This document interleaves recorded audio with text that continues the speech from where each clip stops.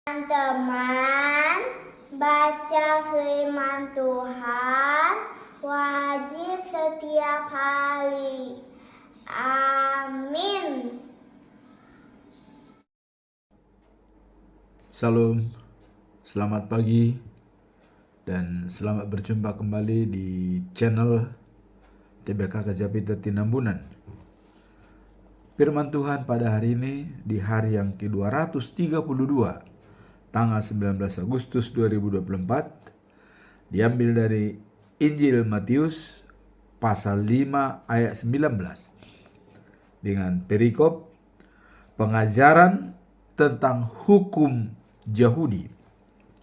Sebagai ayat intinya adalah, karena itu siapa yang menyadakan salah satu perintah hukum Taurat, sekalipun yang paling kecil, dan mengajarkannya demikian kepada orang lain, ia akan menduduki tempat yang paling rendah di dalam kerajaan surga. Tetapi siapa yang melakukan dan mengajarkan segala perintah-perintah hukum Taurat, ia akan menduduki tempat yang paling tinggi dalam kerajaan surga. Itulah firman Tuhan pada hari ini. Bacaan pagi diambil dari kitab Yeremia pasal 4 ayat 29 sampai 31. Penglihatan tentang datangnya bencana. Dan bacaan malam adalah Injil Lukas pasal 19 ayat 9 sampai dengan 10. Yesus dan Zakheus.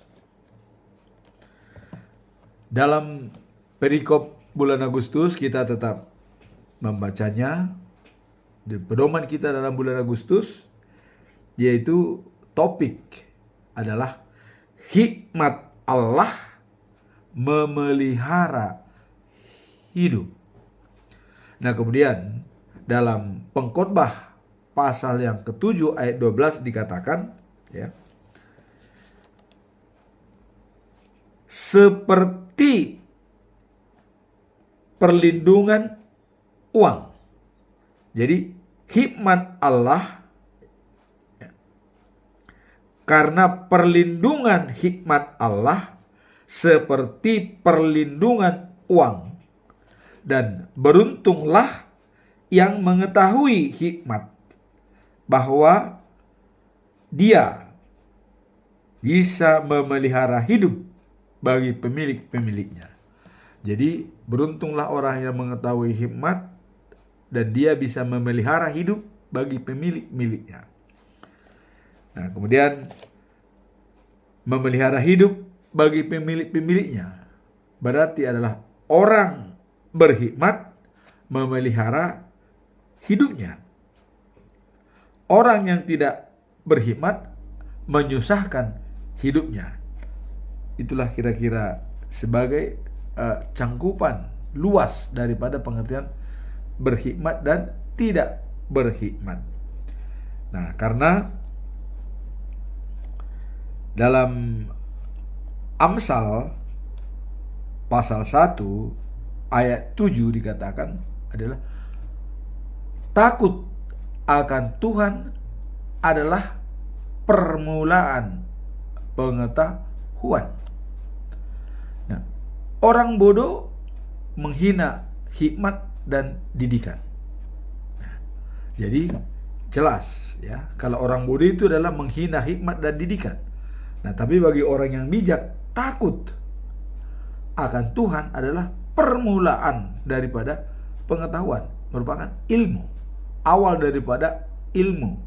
Apabila kita takut sama Tuhan. Nah, kemudian pada perikop ini, ya, pengajaran agama Yahudi, ya, apakah dia berhikmat dan tidak berhikmat. Nah, hukum Taurat agama Yahudi adalah anugerah dari Allah.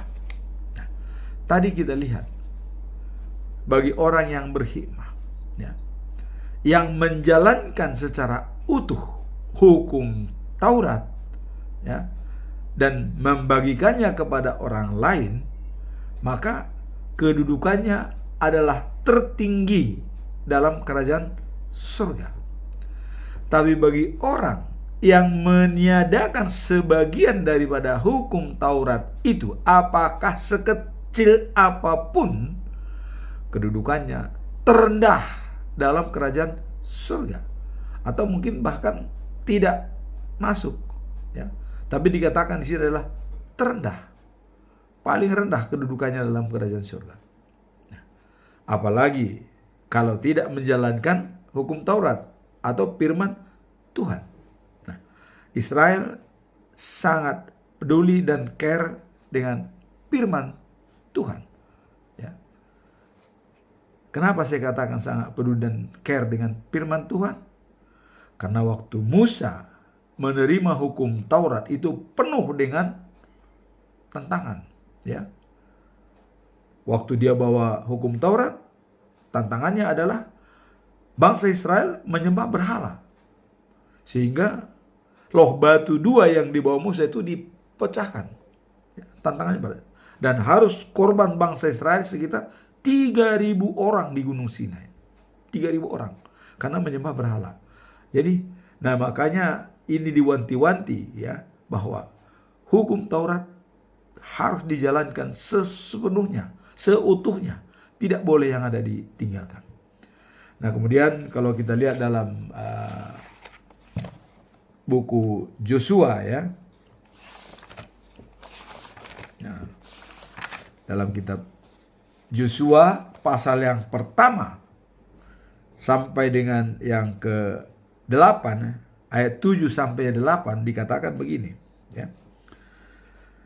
Hendaklah engkau sungguh-sungguh yakin dan berani, ya. Engkau harus menjaga agar engkau, ya, mentaati seluruh hukum yang diberikan Musa, ya. Kemudian Tuhan mengatakan, hambaku itu kepadamu, jangan kau lalaikan sedikit pun, ya, maka kau akan berhasil. Ini jaminan diberikan oleh Allah. Jangan lalaikan sedikit pun, maka kamu akan berhasil. Nah, kemudian ayat 8 dikatakan, buku hukum itu harus selalu kau bacakan kepada umatku.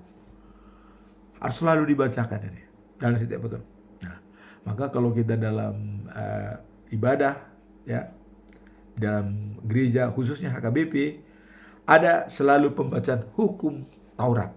Itu harus dibacakan setiap minggu, ya. Ada kalanya hukum yang pertama, kedua, ketiga, atau keseluruhan hukum itu dibacakan. Dan itu harus didengungkan setiap minggu. Nah, ini pun dikatakan, buku hukum itu harus selalu kau bacakan kepada umatku. Pelajarilah buku itu siang dan malam, supaya selalu kau melaksanakan semua yang tertulis di dalamnya. Kalau kau melakukan semuanya itu, hidupmu akan makmur dan berhasil. Inilah yang dikatakan oleh Tuhan Allah. Nah, tadi parameternya sudah disampaikan oleh Injil Matius, ya, yaitu ayat hari ini, pasal 5 ayat 19, ya, dikatakan, ya. Jadi karena itu, siapa yang meniadakan salah satu perintah hukum Taurat, nah, sekalipun yang paling kecil, ya, dan mengajarkannya demikian kepada orang lain, maka ia menduduki tempat yang paling rendah dalam kerajaan surga. Terdaftar, tapi sudah paling rendah. Nah, bagaimana sebenarnya? Maka dikatakan harus utuh, supaya dia mendapat kedudukan tertinggi di kerajaan surga. Nah, di sini juga tadi kepada Joshua, waktu dia menggantikan Musa, diingatkan oleh Tuhan, baca siang dan malam, supaya kalian sejahtera. Nah, kalau kita lihat sejarah bangsa Israel, kapan hukum Taurat itu dibacakan kembali? pada saat bangsa Israel, Yehuda dan Israel eksodus dari Babel setelah 70 tahun dibuang dan diperbudak oleh bangsa Babel. Mereka disuruh Tuhan untuk kembali semua ke Yehuda dan Yerusalem. Tidak ada satupun yang tinggal. Semua. Itu atas pengaruh daripada Raja Kores. Ya. Nah, kemudian yang bertugas waktu itu untuk menyusun kembali di Yerusalem, memperbaiki gedung-gedung yang rusak adalah Ezra. Ya. Ezra yang sebagai ahli hukum Taurat adalah Ezra. Dia mencoba mengembalikan, untuk membangun kembali, gotong royong semua bangsa Israel. Ya. Nah, kemudian Nehemia sebagai gubernur Judea yang ditunjuk oleh Raja Kores Babel, ya. Nah, dia memerintahkan kepada semua umat Israel bersatu. Nah, sehingga pada waktu dia gubernur, diadakanlah di sana pesta pondok daun selama 7 hari 7 malam dan bahkan lebih, ya. Nah, pada 7 hari itulah Ezra sebagai ahli hukum Taurat membacakan hukum Taurat dari pagi sampai dengan setengah hari. Terus coba dibaca. Bagaimana membaca hukum Taurat dari pagi hingga tengah hari, setiap hari, selama 7 hari. Ini Israel memang sangat hebat, ya, mencoba meyakinkan bangsanya untuk mempelajari hukum Taurat itu. Maka sangat penting sekali hukum Taurat itu harus dilaksanakan. Nah, kemudian setelah 7 hari, bangsa Israel atas perintah Nehemia, semua bangsa Israel berdiri, katanya.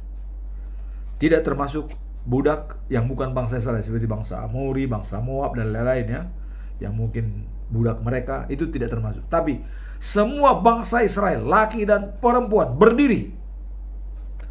Coba kita bayangkan Exodus pada itu, di atas daripada ratusan ribu datang ke Yerusalem.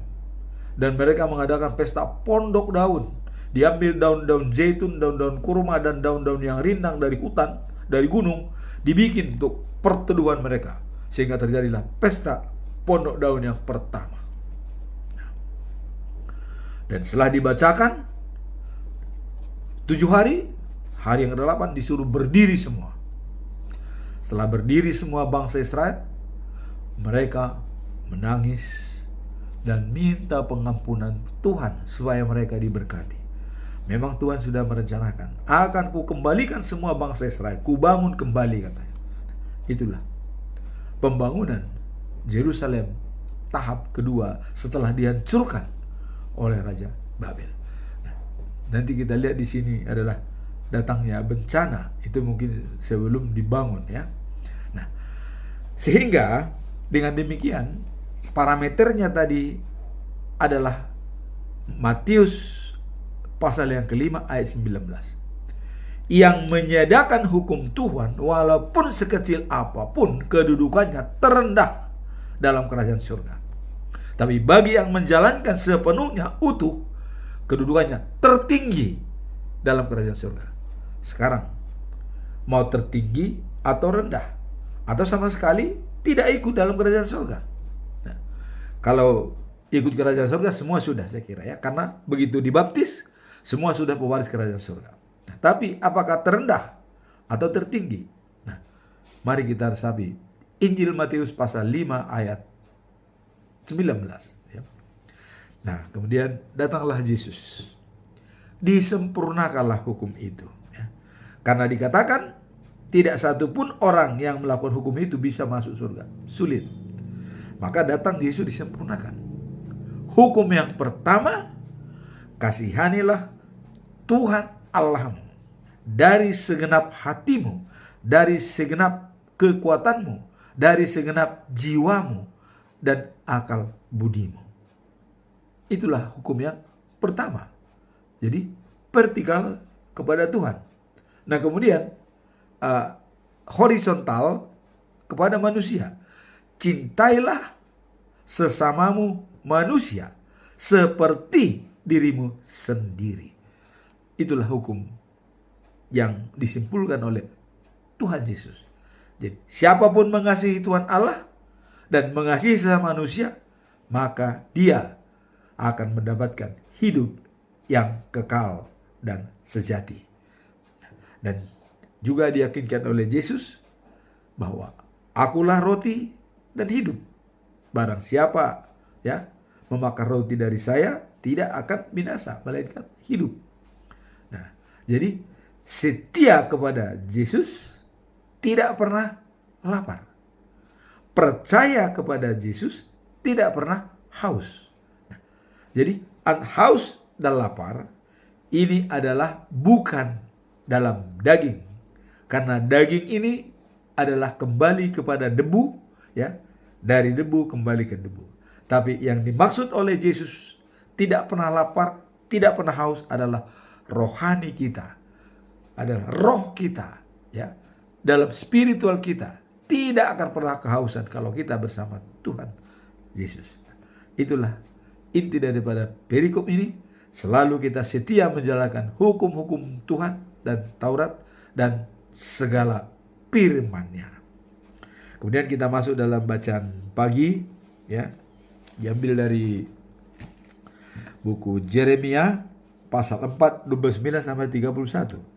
Penglihatan tentang datangnya bencana. Nah, jadi pada waktu itu akan melarikan diri semua kota dan ke tempat-tempat yang kukuh, Tidak ada yang tinggal. Semua orang yang akan pergi mencari perlindungan dan tempat yang kukuh itu, katanya. Jadi orang semua mencari perlindungan. Sudah meninggalkan kota, tidak ada lagi yang tinggal. Nah, semua orang yang akan pergi mencari perlindungan dan mereka merintih seperti wanita yang mau melahirkan. Dan ironisnya seperti wanita muda yang melahirkan anaknya pertama. Bagaimana kira-kira rintihannya, penderitanya? Begitulah yang dirasakan oleh bangsa Israel. Karena ketidaktaatan mereka kepada Tuhan. Yang selalu membelakangi Tuhan dan menyembah berhala. Nah, kemudian dikatakan Yerusalem sesak napas, tangan menggapai dan mengeluh, Nah, terus sampai mereka putus asa, dan tidak ada lagi harapan hidup, sampai mengatakan, celakalah aku hendak dibunuh musuh, Tuhan tetap mengharapkan pertobatan. Jadi walaupun demikian parahnya bangsa Israel, tapi Tuhan tidak ingin kematian daripada orang-orang dalam dosanya. Maka dianjurkan melalui Yeremia, segera tetaplah mereka bertobat, sembahlah aku, supaya mereka kuampuni dan mereka dibebaskan dari keluhan-keluhan dan penderitaan. Pergi ke gunung-gunung juga tidak mengobati, bahkan korban daripada anak-anak mereka karena berhala-berhala tidak bisa membantu mereka sedikit pun. Nah, maka diharapkan jika datangnya bencana itu adalah karena perbuatanmu sendiri. Nah, maka dalam perikop ini datangnya bencana kepada Israel adalah mereka yang menciptakan sendiri karena tidak setia kepada Tuhan. Tadi dalam Yosua pasal 1 ayat 7 sampai 8, siang dan malam baca hukum-hukumku supaya kamu sejahtera. Jadi sudah diwanti-wanti oleh Tuhan. Tapi kenapa mereka menyimpang? Itulah sebabnya maka bencana datang kepada mereka. Bagaimana dengan kita? Apakah bencana itu memang masih jalan? Sampai sekarang jalan. Bagi siapa yang lemah, dan bagi siapa yang menjadi bodoh, dia tutup mata dan mati. Tapi bagi siapa yang bijak, tahu datangnya bahaya. Bijak selalu berdoa kepada Tuhan. Napasnya adalah doa. Nah, kemudian sekarang kita masuk dalam bacaan malam ya. Diambil dari Injil Lukas pasal 19 ayat 9 sampai 10. Nah, ini Yesus dengan Zakheus. Wah, waktu yang lalu kita sudah bicara masalah Zakheus ya. Pada hari ini engkau dan seluruh keluargamu diselamatkan oleh Allah dan diberikan hidup yang baru, sebab engkau juga keturunan Abraham. Ada jaminan diberikan oleh Yesus kepada Zakheus. Keluargamu dan kamu diselamatkan. Apa latar belakang Zakheus bisa diselamatkan oleh Tuhan? Saya mengatakan, pikiran pun sudah dihargai Tuhan. Padahal Yesus waktu itu mau datang ya, tidak tahu Zakheus itu siapa. Tapi karena Zakheus itu adalah pendek ya, dia harus memanjat pohon.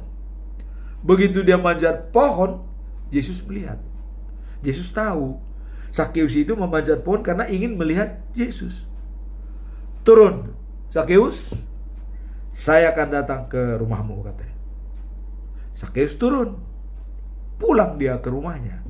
Begitu sampai di rumah Yesus, ya, di rumah Zakheus, Zakheus langsung menyatakan sikap yang sudah dipikirkan sebelumnya. Jadi pikiran Zakheus disampaikan kepada Yesus, akhirnya menjadi hasilnya adalah diselamatkan. Jadi pikiran dia menghasilkan nasib dia mendapatkan keselamatan. Apa di pikiran Zakheus? Waktu Yesus datang ke rumahnya, Zakheus mengatakan, separuh dari harta saya serahkan kepada orang miskin. Baru pernyataan. Pernyataan kedua, orang-orang yang pernah kutipu dalam pemungut cukai, karena dia adalah pemungut cukai, akan kukembalikan 4 kali lipat. Nah, jadi dengan pengumuman itu ya pasti banyak orang yang akan mendaftar, karena dikembalikan 4 kali lipat. Hartanya separuh diserahkan. Inilah yang dibaca oleh Yesus. Pikiran manusia dibaca oleh Tuhan, dan Tuhan akan memberikan terbaik bagi dia.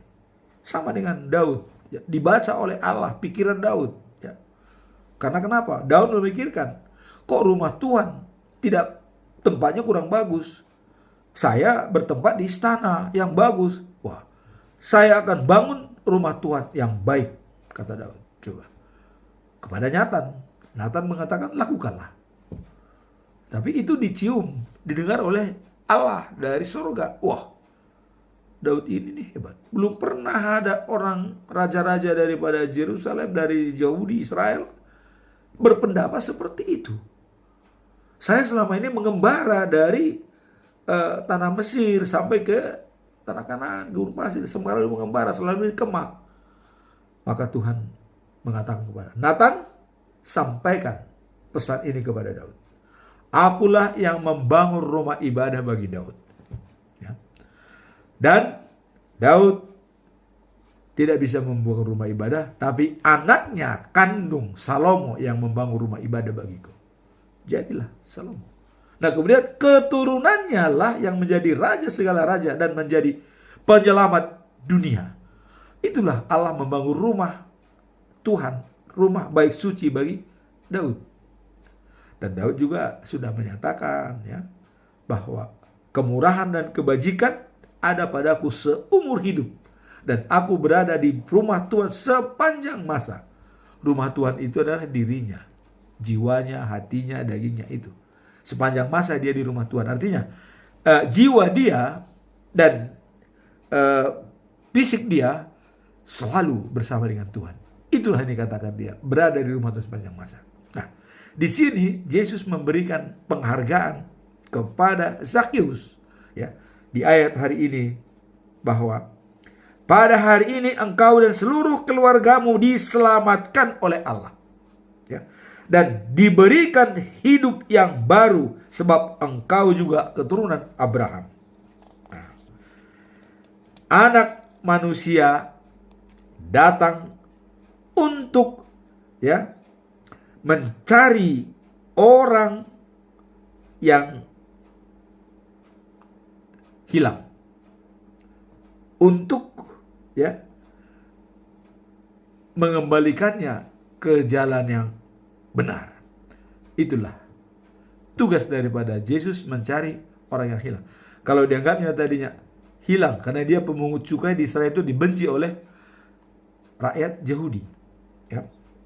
Nah, jadi Anak manusia datang untuk mencari dan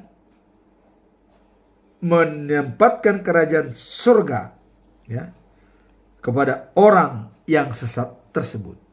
Ini sudah dibuktikan oleh Yesus. Baru pikiran daripada Zakheus sudah dihargai.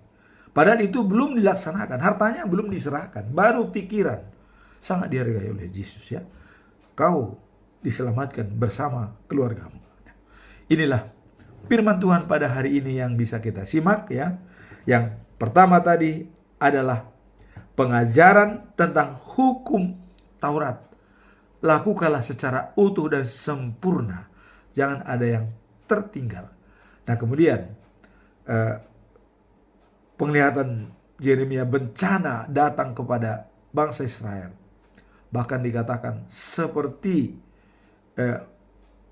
mereka sangat menderita dan merintih seperti wanita muda yang baru melahirkan anak yang pertama. Ini contoh diberikan oleh Allah melalui Yeremia kepada bangsa, supaya bertobatlah, supaya engkau sejahtera. Nah, kemudian disempurnakan pada perikop terakhir ini, yaitu Yesus dengan Zakheus. Dengan pikiran Zakheus yang menyerahkan hartanya kepada orang miskin dan mengembalikan uang daripada orang yang dipungut, yang ditipu 4 kali lipat. Sangat-sangat dihargai. Maka Yesus mengatakan, kau dan keluargamu diselamatkan karena kau juga adalah anak Abraham. Demikianlah firman Tuhan. Semoga keselamatan itu juga sampai kepada kita bersama keluarga kita semuanya. Amin. Tuhan memberkati.